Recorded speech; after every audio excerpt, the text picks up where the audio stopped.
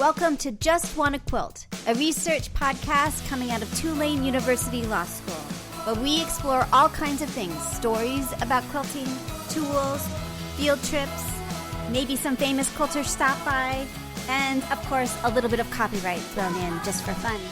This is Elizabeth Townsend Guard, your host, and I'm a law professor at Tulane University Law School and a faculty fellow at the A.B. Friedman School of Business at Tulane. And I just want to quilt. So today we're talking with Dawn Heese. She is a fabric designer, an award-winning quilter. She has published 5 books. She's also she does quilt patterns under Linen Closet Designs, and we just have a lovely time chatting. Okay, my name is Dawn Heese, and I am calling from Prairie Home, Missouri. Quilting has been in my life kind of my whole life. I grew up, my grandmother was a seamstress by trade. She has her own business at home, and she took care of me while my mom worked. So I grew up with quilting and stuff. And so my first love of quilt was, she had a stack of old feed sack quilts, tops that were in her closet that had been made by a great grandmother that I had never known. You know, she had passed away long before I came. Yeah. And she would pull those out and show me these quilt tops that she had made and talk to me and, you know, tell me stories about the feed sacks and stuff. So my first love for quilts were old quilts, and I was interested in the quilt makers and their stories. Yeah. That was my real thing, quilt history. That's what kind of brought me to quilting. And I think that's really important. Wow. Okay, cool. So, and your company is Linen Closet Designs. Right. So that makes sense that you're like that history matters to you because Linen Closet Designs is inspired by history and folk and like that kind of thing. So it makes sense that like your history is you're informing you haven't lost you didn't reject your history, I guess, of your quilting family. Yeah. What's your first memory of someone sewing or quilting? You know, I can't really ever. I knew you were going to ask me that because you always do, and I can't really remember a time when someone was not sewing or quilting. Really interesting. Because you know, my grandmother, that's what she did, and for work, and that's what she did for her relaxing and stuff. Also, you know, in the evening she hand quilted and hand pieced and things. Yeah. My mom sewed. She made clothing. She didn't make quilts, but she made clothing, and so there was always someone sewing. So interesting. Very interesting. And so, when did you start sewing? Well, when I was a kid, I did a lot of things like embroidery. You know, I was taught to do embroidery, and I did like little embroidery blankets and things like that. I didn't do a lot of quilt making early on. When my grandmother made a quilt, she didn't use a pattern. She drew up her shapes on like a cardboard or paper sack or something like that, and you traced it and cut it out with scissors and you hand pieced. So, you know, it was quite an endeavor for someone at a young age. It seemed, you know, like it would take me my whole entire lifetime to do it. So I didn't do a lot of anything like that, but I did a lot of stitching. And then when I got to, I think it was about a freshman in high school, I discovered counted cross stitch, and I loved it. I loved all the threads and collecting the colors and the threads, you know. Yeah. Yeah. It's great. Right. It's interesting. And it's compact, so it's easy to take with you or do or put down. Yeah. Yeah, absolutely. Yeah. It's funny because I bought a cross stitch kit recently after many years of not doing it. And it was kind of amazing. It was like $18 and it was going to take me like forever to do it. So it was really the opposite of quilting in some way. So, well, you can sit for hours and you feel like you've done a lot and you've covered like a 1-inch square. I know, it's true. You're just like, wow, that was a lot of work. I remember when I was a law student, that was what I would do is relaxing, and I would quilt. I would cross stitch so long my hands were just messed up. You know, I would cross stitch till I couldn't. All right, so tell me, and you sent patterns to me, didn't you? Did you send patterns as well? Am I right? I did. I sent you the botanical sketchbook, right? Pet set, and I sent you a pieced pattern. I can't remember which one. Yeah, that's right.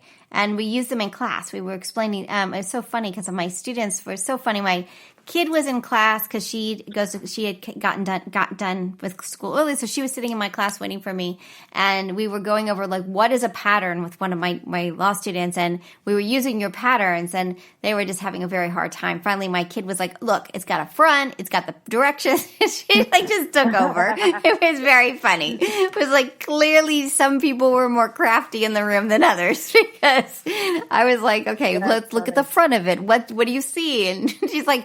They were very confused. So it was really great. So we passed out all of the block of the month of the botanical garden one and talked about it and looked at it and tried to understand sort of for their point of view what it was exactly. What is this thing that people are making and how does it work? So I appreciate that hugely. Right. So I feel like I've so they didn't understand what piecing is versus applique, all those sorts of things. And what we were saying in class is that if you're going to have a client, you have to understand what the client actually does, right? You can't just like give them advice right? So, have them bring things in and talk with them and understand who they are before you start spouting legal advice to them. So, okay. So let's talk about, there's a lot to talk about. So tell me, you've created a lot of patterns in both different contexts, both in magazines and standalone patterns and quilt kits and all kinds of things. Tell me,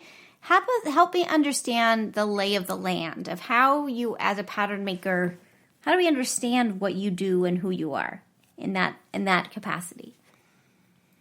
Okay. Well, I started as a book author. My first design that I designed up for publication, I sent in as a book proposal, and it was accepted by a company that is called Kansas City Star Quilt. They produced a lot of quilt books for many years, and so I started with them, and that was a really good way to start because it made sure that I had good formatting, and I was working with an editor, and I wasn't just out there going willy-nilly, on my own to begin with. Now, how did you get the idea to do that? Like, that's a big jump, I would say, is to like make a book proposal and do it. Well, it's kind of funny. Sometimes the less you know, the better off you are because you can talk yourself out of things if you know too much. Totally. And so I had started really heavily quilting around about 1999. I have two kids that are a year apart, and so when you got two little boys, you're at home a lot. Uh-huh. So I was quilting, and I made a lot of quilts, and I made a lot of quilts, and I made a lot of quilts, and I gave quilts away, and I did all kinds of things. And I kind of found myself at a point where I would pull fabrics and create a palette. And I had kind of an idea, and I found myself kind of looking for a pattern that would represent this idea in my head. And finally I thought, well, that's really kind of silly. Why don't you just draw up something yourself? Yeah. So I was kind of playing around with ideas when I found out that Kansas City Star was looking for a block of the month idea. And it was the last weekend in July, and the deadline for proposals was August the 15th, so it was 2 weeks. And I thought, oh gosh, that's plenty of time. I think I have an idea. So I sat down and I figured out, so if I was doing a block of the month, I thought I would like it to be a mix of piecing and applique, so there's kind of something for everybody. I felt like each block needed to be something that could stand on its own, so that if somebody didn't have all the blocks, they could still make something from it, or if they wanted to make something beyond just the sampler quilt. So I came up with my idea, and it was pretty traditional, and which was fitting with kind of what they were looking for, Yeah. And so I did six applique blocks and 6 piece blocks. I got them all made. I drew up my design so that I could show them what it would look like when it was put together with the borders and all of that, and wrote my proposal, and I made it within that 2 week deadline. And they sent me back an email the next week and said that they wanted to do it as a project book. So I found myself doing a book. That's so cool. And it everything kind of grew organically from there. So I did that book, and it actually became one of their bestsellers. It did really well. And I Wow. thought, okay, is this something that I need to pursue? Right. Or is this, a one-off, Right. So I thought, well, the only way I'm going to know is if I come up with a different, another book proposal and send it in, and this is going to give me an idea if this is something I should do or not. So I did. I came up with another proposal for a book called Cottage Charm, and it had 3 quilts and then 3 companion cross-stitch projects that went with it. And so I sent it in and they accepted it. So I thought, well, it looks like I'm a book author. And so it kind of grew from there. And so then I started getting layer cakes sent to me from Moda. And that was early. That was like 2010.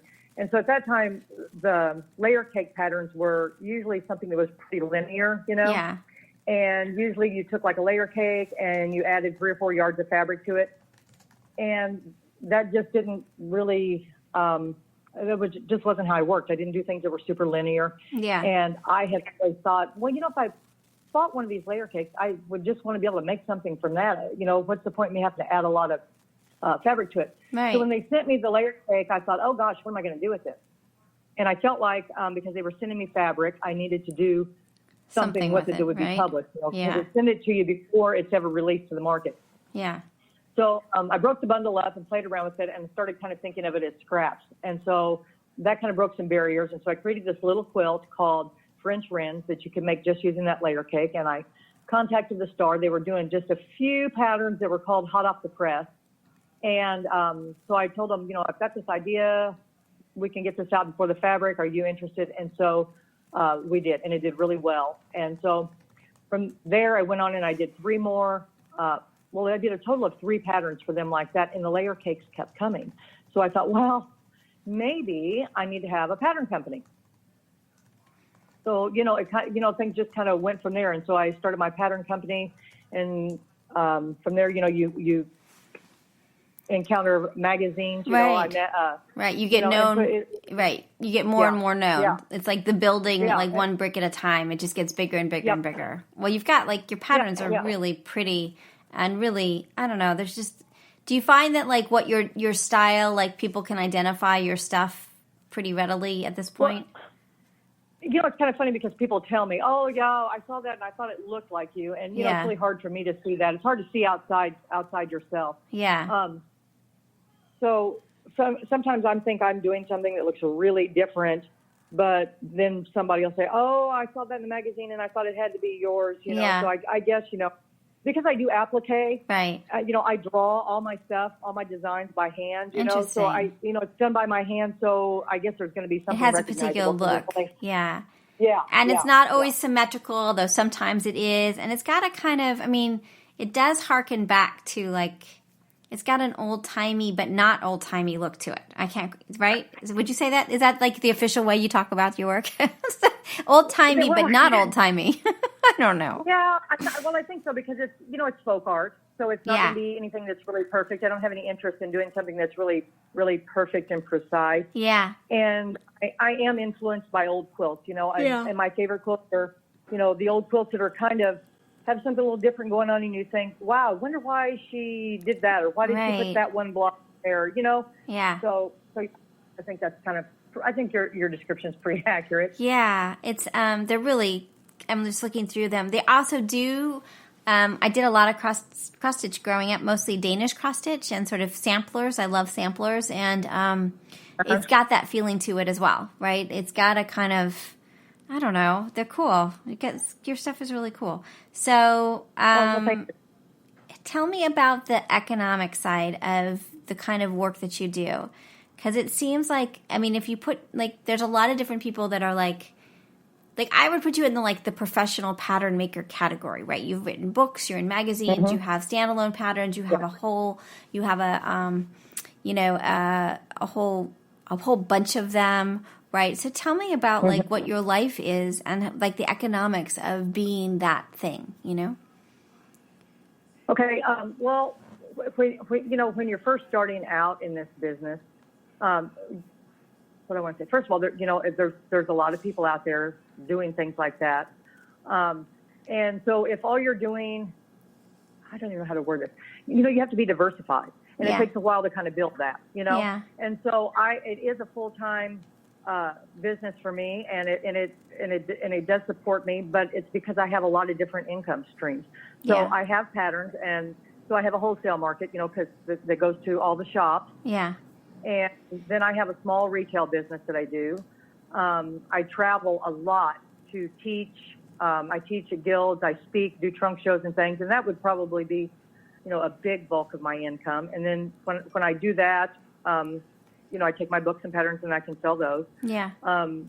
Books you get a royalty from. You have, I do anywhere from 4 to 6 magazine jobs a year. So you get, you get a payment from that, and then, different things kind of kick off from that. And I do fabric, so I have royalties from fabric. So you have to be pretty diversified. Yeah. You've got to have kind of things. It becomes a whole package. Yeah. Does that make sense? Yeah, it does. It really does.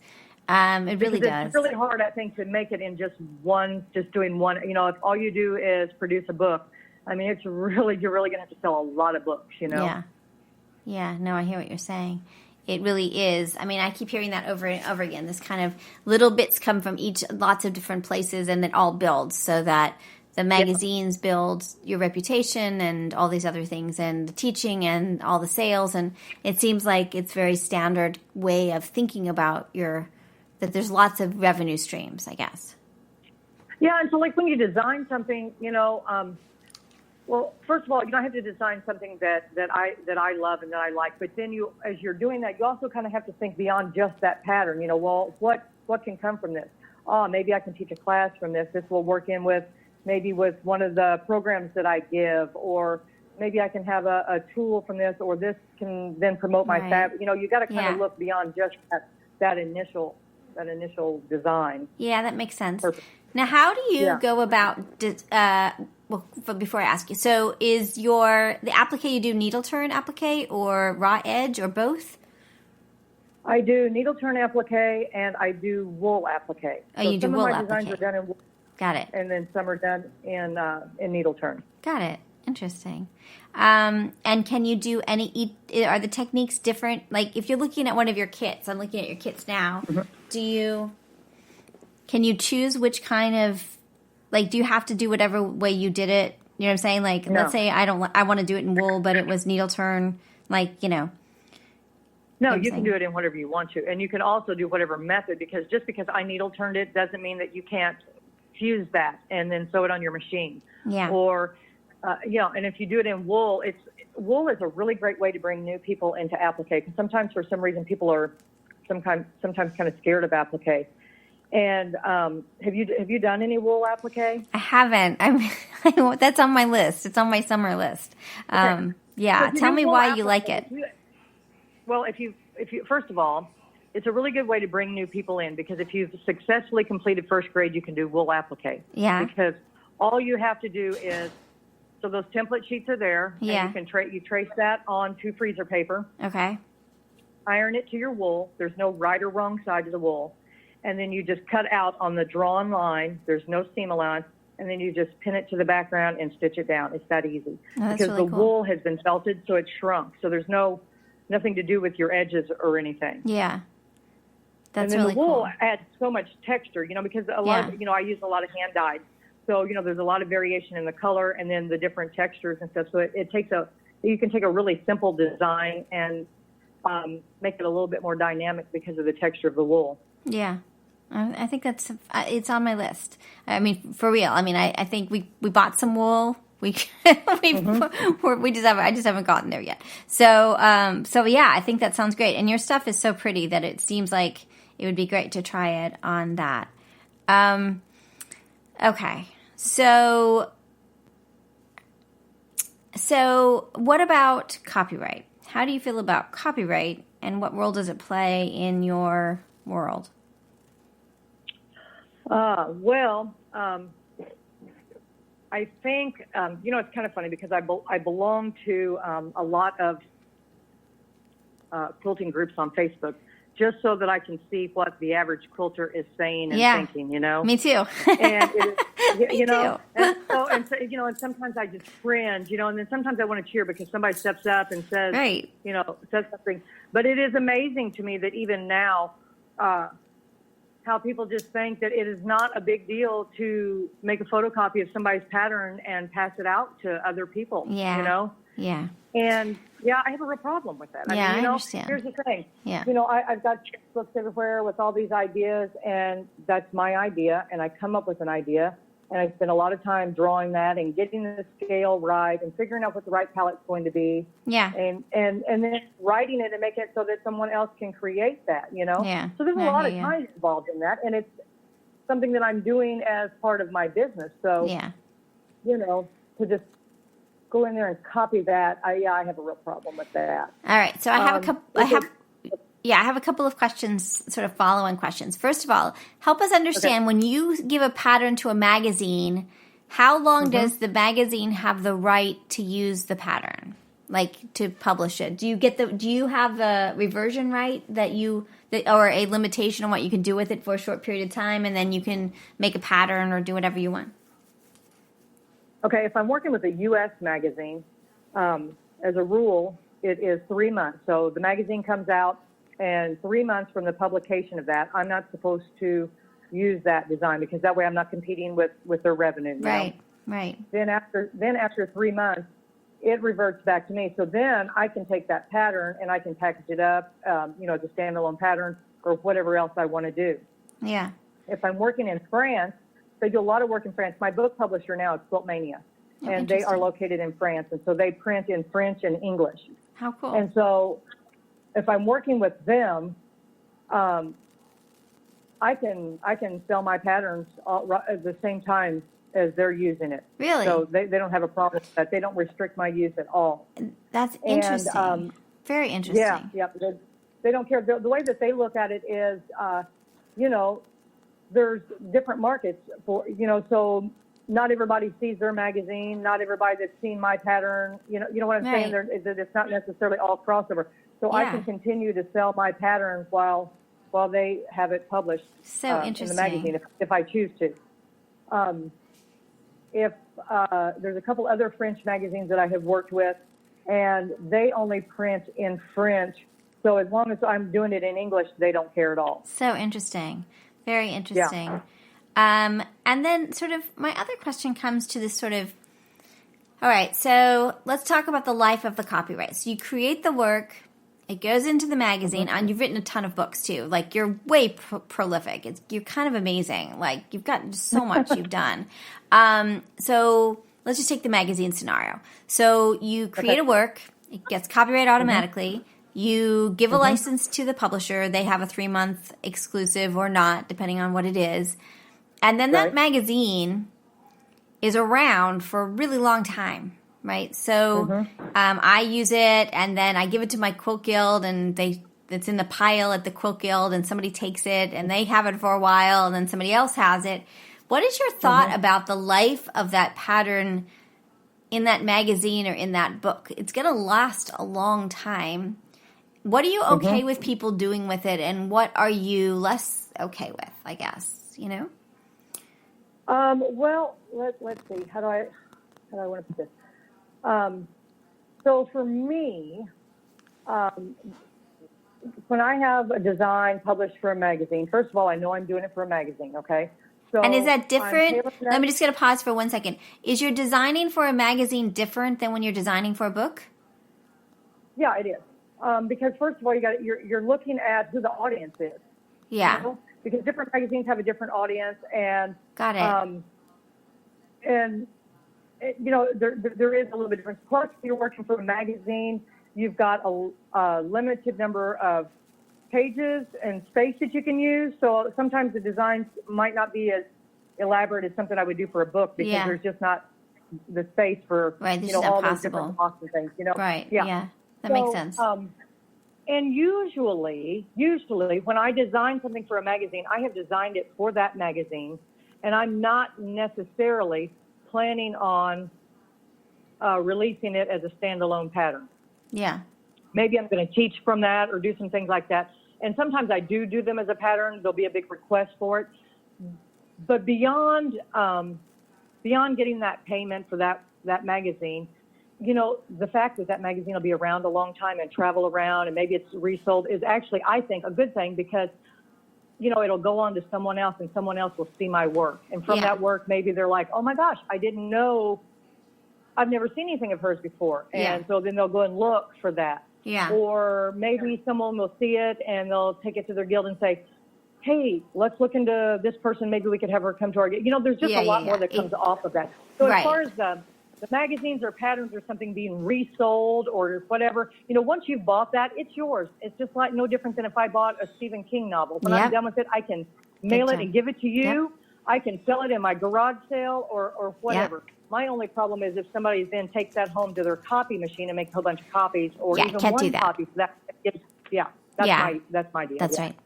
That's not, if it's a market replacement, it's not great, right? Like that's the essence of it. Now, if it's, so then we get into this weird situation, right? So let's say, first of all, magazines, are you worried about magazines? There's a lot of issues with magazines right now, quitting the world, right? So does that worry you or bother you? I'm very selective about the magazines that I work with. Interesting. And I have been for a while. I don't like to throw out company names or anything, but there were several mainstream magazines that I decided some time ago that I would not work with again because of corporate issues, and that turned out to be a really good thing. Interesting. I was smart about that. Yeah. And part of that was magazines that wanted you to design, and they use your design. They pay you a nominal fee, and then they kind of own rights to use that forever and ever again. Yeah. And that wasn't cool. That kept you from wanting to work with the magazine. Their copyright policies or how much the licensing agreement was just too great for you in a way. You didn't like it. Right. And I wasn't, I didn't need to be published that badly. You know what I'm saying? Yeah. To do that.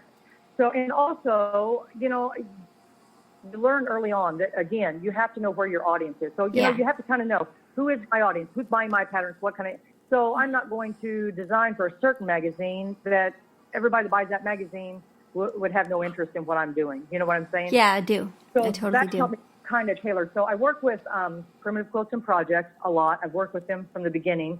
They saw my patterns at market way back when I first started in the Moda booth, and they contacted me, and I have worked with them regularly. And I think they have a really strong following. They are three sisters, started that magazine. There are not a lot of ads, and the ads that are in there are real select for like quilt shops and supplies that the people that buy the magazine would be interested in. Yeah. I think, And they've done really well because there really wasn't, that was weird. Really any other magazines that tailored to that genre of like primitive and folk art. And then, like I said, I do a lot of work with Quilt Mania and their magazines, and they are really, they're a really premium publication. They're very, very particular about what they do. They do excellent photography and styling. Yeah. And, I don't have any qualms about them going under anytime soon. Carol's really particular about what they do, and again, that's kind of my market. Australia and France are really strong hand markets, like for hand quilting and hand piecing and hand applique. And so again, that my work kind of feeds right into that. So it does. I don't have any doubts in those magazines at this time. Yeah. So interesting. Well, this is so interesting. I just think your stuff is so cool. So let's talk a little bit about the other side of a copyright. So we're concerned with people making copies and not buying things. And I think there's a little bit of weirdness when it's a magazine and it's like, a long time. There's no other way to get the pattern. I'm not sure what you do in that situation, right? That's, that's interesting to me that these magazines are, it's like newspaper. So like newspaper, we read it. We don't really want to go back and use it. You know what I mean? Like it's a little bit different. So it's got this kind of weird magazines with patterns are weird, I think, in some way, right? Because you're thinking like, okay, now we want to make this. Do you feel like with those magazines that are a bit older, they're not in even a year old, or they can't get another copy of it, should they be writing to you? Like, let's say my guild wants to use one of your cool things in a magazine, and we don't want to be mean and we want to be respectful. How are they respectful once that magazine is now a year or 2 years or 3 years old or 20 years old? And they don't want to make a copy illegally, but they also don't know how to get a copy. Does that make sense? Yeah. Yeah. If I have a pattern that's in demand, then I will package it up as a standalone pattern. Yeah. Also, with the magazines that I work with, you can go back and get back issues almost always. You can go to the website and you can get those. Interesting. I would want them to contact me. Contact and you. I would see what I could do as far as getting them a pattern, or right. packaging it up. Because I always, even if it's been published in a magazine, obviously I've got my original copy here. Yeah. So, it wouldn't take very much at all for me to be able to present something, if a group needed it or something like that. Right. So, it's that age-old thing of like, you're the copyright holder. If they want to reproduce it or do something with it that's more than just buying the pattern, just contact you. Like that you may or may not, and you have the right to say yes or no, but they should go to the copyright holder. And you're not hard to find. You just look you up and there you are, right? So on either the web page or Facebook or someplace like that. Yeah, and while you're speaking of guilds, this is sort of on topic and sort of not. Quite often I get emails from someone who'll say, I bought your pattern so-and-so and I made a quilt from it. I want your permission to hang it in our show. Right. I don't think they need my permission to hang that quilt. That's good to know. That's good. Yeah, and why do you think that they bought the pattern to make that quilt? That's right. They did. The quilt. I don't own that quilt. Yes. Hang it wherever you want to. Show it to whoever you want to, I like that. So you think there's... obviously... Yeah, go ahead. Oh, obviously, I don't want them to take that and then try to publish it or something, Yeah. But that's their quilt and show it to everybody, Right. I only gain from that because people see that and they're like, oh, I love that quilt. What is that pattern? Yeah. Oh, okay. well, it's so-and-so, Exactly. Because they're giving you the right of attribution of where the pattern came from. So you get that bump. That's good. Somebody else sees it. It goes, oh, I want to make that. So as long as they're doing that, and you think that I'm going to put it into legal words because I like doing that. So you think that by putting the pattern out, you're giving the sewist who makes the pattern a non-exclusive right to make their version and publicly display it at their show, as long as they're giving you a right of attribution, that they're telling people where it came from and who it was and all that. That seems totally reasonable to you in terms of the world that you're in. I agree. Their quilt. Yeah, it's their quilt. That's the whole purpose of selling a pattern, is for someone to make a quilt. Right. And then once they've made that quilt, that's their quilt to show to whomever they want to show it to. At least that's the way I think. Yeah, I agree. I'm totally I'm in sync with you completely. Now let me ask you, if they decided to take, say, like your one of your quilts and start making them, or making little bits of them because they're complicated, and selling them, like selling little pot holders using your squirrel or something. How would you feel about that if they take some parts of your quilt, your patterns, and then put them on in a commercial context? Well, I don't know. That's kind of tricky. I know it is. I know. Because here's the thing. If you want to make something and you want to sell it on Etsy or wherever and make money, but the way you're making money is from my idea and my drawing and my design. It feels a little funky to me. You know what I'm saying? Yeah, I understand. I get it. Yeah. That is the moment that most people feel like, I'm not so sure about that. You make it as a charity quilt, or you put it in a show, or you give it to your family, no problems. But it's that you make one quilt and then you decide you want to sell that quilt. Well, that's fine, because you made that quilt. But when you're kind of building a business off of somebody else's work. Then that's kind of a different thing. But Now, what if they came to you and said, hey, I've got a great idea. I want to make pot holders with your your block of the month, but in pot holders. Can I have a license to do that? Would that be something that you were up for? Like, that's the part that we're sort of trying to understand at the law school is like, there's a gap between like personal use and commercial use. And if there was a licensing scheme that allowed people to, like, you could say, yeah, sure, pay me $150 or pay me $2 per whatever you make or whatever it is, would that be something that would make you, would you just still be like, no, don't use my stuff? Or would you be like, sure, you know? Okay, so I'm trying to really think it's hard, right? I think I would be inclined to say no. Interesting. Because I'm busy. I have so much going on. I don't have the time to police that. You know what I'm saying? Right. Now, I totally get it. Can of worms there. That's right. So that you could have the choice. You have the choice to say no, but no is part of what you should. You know what I mean? Like, so my feeling is like we need to be more overt about when people think it's okay to do certain things and when it's not okay. That way people start to get normed into what's acceptable and what isn't acceptable, right?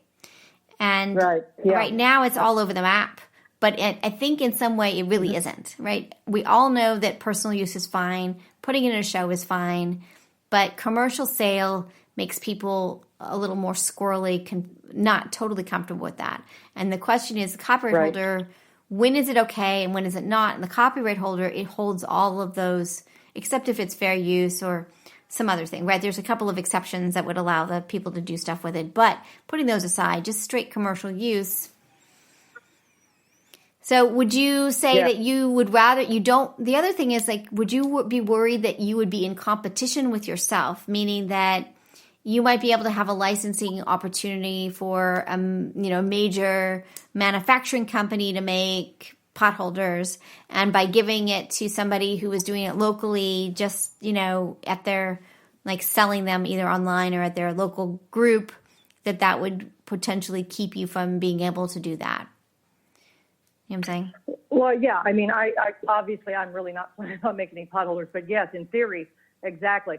And kind of going back to what you were saying about the magazine before also, so if you've got some, yes, maybe that design is not readily available anymore because that magazine's old, but that doesn't mean that I don't have something in the works with that design coming up. So maybe I'm redefining it to put my new fabric line or something like that. So I never know what I might end up reimagining from something. So I like that.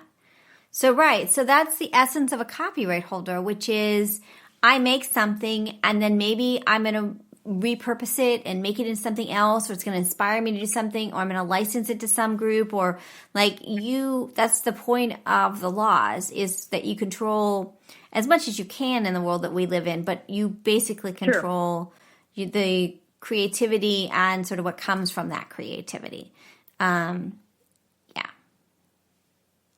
Right. And it's kind of funny. And then kind of on the other side of things, I think that, if somebody's copying my design or taking something, it's for the majority of my designs, it's going to be pretty recognizable because I draw most of my applique. Yeah. But if I do a quilt pattern and, it's made from a public domain block. Yeah. And I decide, okay, I'm going to make this and I'm going to put it in this fabric and I put this pattern out there. Then I feel like you're really limited at what you can claim on that because that's a public domain block. Yep. And just because you thought to package that up and color it this way, well, Mary in Wichita might have thought the same thing. That's right. And so, because it is a public domain block, you didn't design that block. Yeah. So I think you're really limited at what you can claim on something like that. Yeah. So taking a public domain block, exactly, independent creation, like what's protectable is very small, if anything. And that's kind of what we want. We want the world to be able to all make and use those blocks in creative ways. Now, Right. I think we kind of worked backwards. So totally great. We're so on the same page about this. Now, my other question is, where do you get your inspiration from? And do you use older quilts, or are you using older patterns or older quilts as either prototypes or something for inspiration? Where's your sort of pool of resources coming from? Well, I have a minor addiction to sketchbooks and journals, and I have stacks of those. And sometimes I will see, I collect antique French fabrics and things, and so maybe I will see a motif in a fabric or something, and I'll sketch that down in my sketchbook. Sometimes I'll see something that'll make me think of, like a layout, and I'll sketch that in my book. And just any little idea. Sometimes it's a color palette, and just odd and end things, and I sketch it down so that I don't forget. And then when I'm coming up with ideas, I sit down and I go through my sketchbook, and I look at these different things that have inspired me that I've sketched, and then sometimes one single little sketch will grow into something. Sometimes it'll be some little piece from this page and something from that page, and then I'll put that together, and it's kind of like that. So I do lots of little sketches in my sketchbooks, and different things come together. Sometimes I'll see an old quilt and I'll think, how unusual that setting is. And so, I don't ever, even with something really old, I don't usually, I don't do reproduction quilts. There's a lot of reproduction quilts. There are, right. And I don't really do that, but, maybe I'll see a little piece of something in that, and I'll remember that, and sometimes what inspires me will not look anything like what I came up with. It just makes me think of something in a different way, and then I sketch something, Yeah. So I don't know. It's just kind of, my mind's kind of going all the time, and I've got a lot of different little sketches, and it's kind of weird sometimes how they come together. If you could see some of my beginning sketches and what it ends up being, there's a lot of jumps through there. Yeah, interesting. I really like that. It's funny. I had a few of the reproduction quilters talking with me, and they were really upset because they wanted to. They felt like if they bought the quilt, they should be able to keep people from making it. Yeah. Well, you see, I know that there are a lot of people that think that if they own that quilt, even though it's 110 years old, that they own the copyright to it. And it's like, no, there's no way. You did. First of all, you only own that. You didn't draw that quilt up. You didn't make that quilt. You didn't come up with that design. Anybody, and it's old enough, it's in the public domain, anybody can copy that. That's right. That's right. So ownership doesn't give you copyright. Totally. So that's kind of the whole, the two separation. One, the buying the object doesn't give you the copyright, which is the first thing you said. And then secondly, if the work was sold or put into circulation in any way, then and it didn't have proper notice, it's in the public domain if it's older than, and it's in the public domain if it's older than 1924. So it's interesting. And our copyright law says we don't reward you just because you make the pattern. That even though it takes a lot of work, that's not what we're rewarding creative labor, not hard work, Right. So craziness. So and your stuff, that's not that, but it's interesting. That's the other, we're at the very end of the spectrum, right? So of public domain works, or everybody can freely use it, copy it, and be inspired by it, right? So anybody can do that. Right. So nature, you do a lot of nature stuff. You can, squirrels are not protectable, Your squirrel is, but generally a squirrel is not. So. Right. Yeah.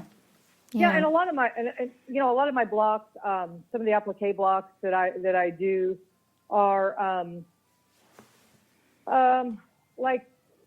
there'll be a Rose of Sharon block. Well, that block's been around forever and ever. I don't own the copyright to it, but then when I draw that and I draw my version of it, that's my hand drawn. Then that's a different thing, Yeah. Now, what about registering your copyrights, I imagine your publishers do that with the Copyright Office. Do you register your works or any of the things that you do? Like, what role does that play in your world? Well, publishers register, with the books, and the fabric company takes care of that with the fabric.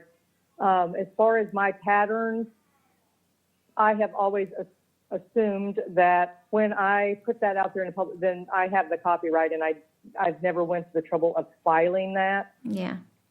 So I just, Yeah. I don't know, maybe I should, but I've never had any. It just depends on how aggressive you're going to be. I mean, if you don't have it registered, this dramatically important case came down just like this last month that says that you can't go to, we knew you couldn't go to court unless you had a registered copyright. So if you want to sue somebody and you have to register your work, but it turns out it has to be you have to have the registration complete. You can't just go and register your work. So if you're really somebody who's super protective, and if somebody does something naughty, you're going to sue them and go to court, then you want to take more steps, because you're going to wait for 7 to 18 months to go to court if you are just filing it once the problem happens.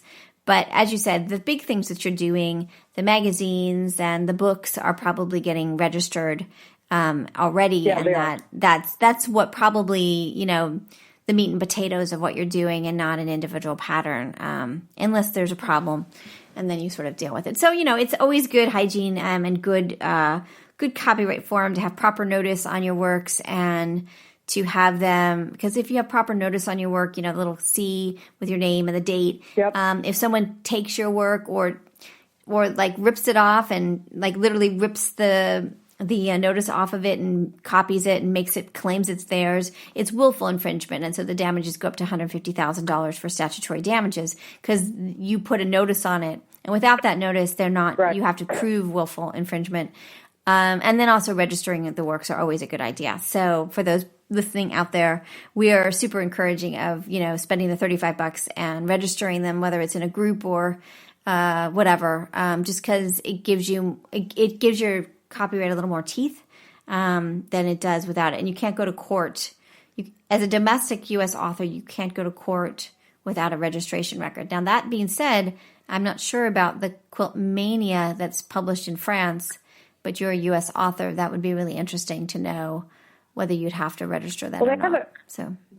They have a U.S. office also, and so they do a U.S. magazine in English, and then then they'd have to then it would be considered a U.S. work. So they'd have to register it. So I don't know. That's what we've been working on a lot lately, is registration. And I think, especially for those that are super persnickety and super upset that people are using their patterns, that to me seems crazy that they're not registering, because, without registration, your pattern, you don't really, you just don't have much there, in terms of you have a copyright, but it's not enforceable really, except if you just threaten them generally or notice and takedown or something like that. But actually pursuing any serious, threat to them is harder to do. So I don't know. It's weird. So anyway, I don't know. Yeah, it's hard to make the average quilter understand a lot of that, because it's not their business. It's their hobby. They're doing that for fun, and it's I don't know. And people have been copying and trading patterns forever. So it's really hard to get people in a different mindset. Yeah. It's true, and they have been. But the thing is, they haven't been copying them forever. They've only been copying it since we could copy with the copy machine. Yeah. You know what I'm saying? I think it's okay if you I don't know. Is it okay to write down the instructions and not photocopy it? Is that different? What if you take a picture with your phone? Copying has just gotten so much easier than it was in 1950 that this is a newish problem, Yeah. Well, with everyone having a phone, that's it exactly. And I've actually seen that in Barnes and Noble. Someone flipping through, a magazine and taking pictures of the pages. And I actually had that. I can't even remember where I was, but I was at some kind of I don't know, I guess it must have been like a quilt show or something. And I had someone come up and she wanted to take pictures. Yeah. In my book, and I'm like, no. Yeah. Yeah. You can't do that. Yeah. Yeah. I don't know. I mean, do not like you to tell them that, you know? Yeah, it's really, really confusing, isn't it? So we have an exception for libraries that allows them to have photocopy machines in the library. And as long as people are they have a sign posted and people are doing it, they don't know they're not doing it for commercial use. It's this weird negative thing. People can make copies of things in libraries.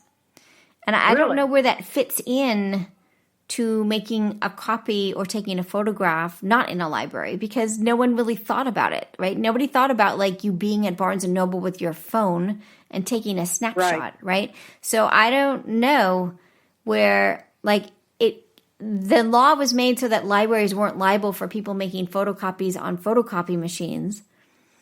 But now we're in a totally different world. So I don't know how that all fits into everything, you know? I mean, I don't know. Well, yeah. Right? There's so much technology and things have changed so fast that it's, you know, there's so many different scenarios you can't, you know, you just can't hardly keep up with everything, you know? Yeah, you can't. Anyway. Well, these are the questions that make my head hurt and that I adore. Yeah. But I have to say that I am seeing that on our Facebook group that people, like when something comes up, like 10 or 12 or 20 people will say the right thing, which I'm kind of amazed at, right? Are you seeing that? Yeah. It's really awesome when they'll be like first sale doctrine, but it's a PDF, so there's no first sale doctrine, and you can't make a copy, and, you know, be a good citizen. So I'm, you know, it's just a few of us. I don't know. There's many of us that understand that, but I find that very rewarding that there is a kind of sense of like norming and understanding the law so you can choose to be a good citizen or not, you know? Yeah, and the people that have become, the quilters that have taken the time to know the different things about copyright and stuff are becoming vocal, and they're getting in these groups and they're saying, hey, wait a minute, you know, you can't do this. And sometimes they take a lot of flack for that. You know, there can be a lot of backlash because sometimes people don't want to hear that. But, you know, I think that people are vocal for saying, you know, when they know, you know, this is not the right thing to do, you know. Well, I mean, and I think the thing is about that is that I think there needs to be balance. So what I'd like to see with the people that like to be the copyright police, and I think that's great. I'm not anti-copyright police or self-help police people, is understanding that there are times when you can copy something and you can use it and that it's in the public domain and blah, blah, blah, blah, all these different things, right? So that they aren't just saying, you can't do that, right? Because that just seems kind of juvenile to me, right? The law is more nuanced than that. And there's reasons, because we want people to be able to comment and criticize and use things that are in the public domain and all these things. We want a healthy democracy, even in our quilting spaces. So I don't know. I hope that they become more nuanced in their thinking about it and not just reactionary to one portion of it. You know, does that make sense? Well, I'm seeing in several of the other quilting groups on Facebook that when something comes up and someone has an issue or they're uncertain, I'm seeing more and more people saying, oh, well, you need to go and join JustWannaQuilt because that's where they talk about copyright and you can get your information there. Yeah, so I'm really seeing a lot of that. And that's I think great. That's really interesting. That's really great. Then people are directing others where they can get information rather than just trying to police everybody, you know? Right. Yeah. And I don't get to it as quickly like when I'm teaching, and when I come back and I see that, like, as I said, like 15 or 20 people have already responded to it and it's spot on. It makes me so happy. You know, I want to give them all like stickers for the day. That's awesome. Yeah. It's pretty great. So, and we're working on doing more stuff that's like lessons and things like that. But I do think it's more, I mean, that's part of why we did this project. It's more norming people to a particular culture and the intersection of that with law than like, this is the hard and fast law, because it's boring. Right. And also it's complicated. Like copyright law is super complicated. So it was a bit dull if you go through it step by step. So, yeah. Well, this has been like so insane. I can't believe how fast. So we were supposed to talk a half hour. Of course we didn't. It's flew by, and it's just such a delight to chat with you. I really do appreciate your insight into sort of what this world is, you know? Oh, well, thank you for having me. I'm happy to talk. That's great. That's so great. Awesome. Well, I hope you come back. And as we start to think about these copyright questions, I hope you weigh in more and continue to chat about them. And then really our next focus is really on helping pattern makers understand what they have and how to think about it. And then in the end, educating the public as well. So that intersection of like what these patterns are, what's the rules, what's the customs of this community, so that they better understand why you do what you do and why you don't do what you do. So awesome. Yeah. Yeah. Cool. Awesome. You're awesome. Yep. What a nice afternoon. I think this is a great project that you've got going. Oh, I appreciate that. I really do. And I'm really looking forward to, I asked somebody else if it was itchy. They said it wasn't. So that's good. So fantastic. Okay. Thank you for spending some time with me on this Saturday afternoon. It was great. Yeah. Thank you for having me. All right, cool. Take care. So you've been listening to Just Wanna Quilt, a research podcast coming out of Tulane University Law School. And I'm Elizabeth Townsend Garr. If you like this podcast, keep listening. Also, we have a Facebook group. Come join us. We talk about a lot of things. We also have an Instagram account. And of course, most importantly, I really hope you get a chance to quilt today.